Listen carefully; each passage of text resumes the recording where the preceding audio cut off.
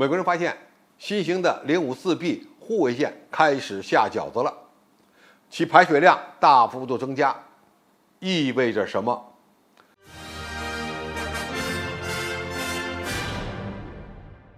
观众朋友，大家好，我是付建少。在福建舰航母将要海试的当下，中国打造远洋航母作战力量的关键之一，就是需要建立一支能够为其提供远距离护航的驱逐舰和护卫舰。在这样的背景下，054B 新型护卫舰传来了好消息。近日，美国海军新闻网站称，054B 已经在中国的2大造船厂开工建造了，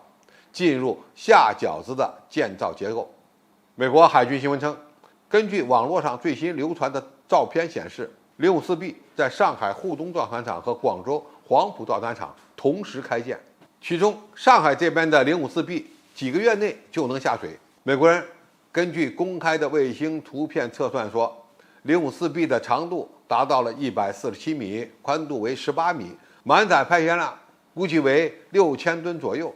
比现役的054A 护卫舰大了不少。美国媒体称，中国已经做好了大规模量产054B 护卫舰的准备。054B 将会进一步提升中国海军的反潜作战能力。美国人更关注的是该舰是否会采用中压直流综合电力系统和全电推进技术。054B 使用这些技术后，在静音性能、远洋自持能力方面将大幅度的改善，并为定向能武器的上舰打下了基础。早前054B 的样子已经出现在中国军工发行的一些纪念币上，所以美国人应该很快就能看到中国下一代护卫舰的全貌。现在的问题是，054B 最可能改进的领域是哪几个方面呢？我们不妨探讨一下。首先，054B 最大的看点仍然是全电推进，这几乎就成为合格的下一代远洋反潜护卫舰的关键，能够安静地追上敌人的核潜艇，最大航速就必须要在30节以上，动力系统还需要有足够强大的加速性能，要在反潜作战时确保足够的安静性。此外呢，还需要拥有不低于054A 的航程和自持力，具备足够冗余的动力用来发电，具备较好的电力分配系统，还要方便未来使用激光以及电磁辐射武器。可以说，这一切都离不开综合电力管理系统。5、6千吨级的排水量是为了增大远洋作战的自持能力，并为装载更多的先进武器打下基础，同时也是为了改善官兵的居住舒适度。中国过去往往会在5、6千吨级的舰体上塞下8000吨级舰艇的武器系统，比如052C 和早期的052D 都是6000多吨，这必然会使可用空间、人员的居住舒适度受到严重影响，而远洋作战居住性差的战舰不适宜远海行动。第三，054B 在态势感知能力方面将成为一款低端的神盾舰，其防空实力飙升。054B 的主要任务是反潜，但是关于该舰将会配备两面阵的有源相对雷达的讨论呢比较多。如果是 S 波段加 C 波段，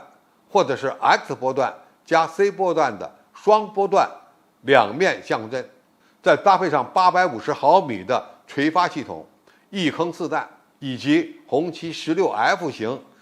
舰载防空导弹，那么该舰在防空能力上真的有可能比054A 强数倍。所以054B 在对抗反舰导弹的防空能力上将会有大幅度的进步。第四，是否拥有双机库值得期待。直20上舰也非常重要。基于054B 以反潜为主要任务的定位，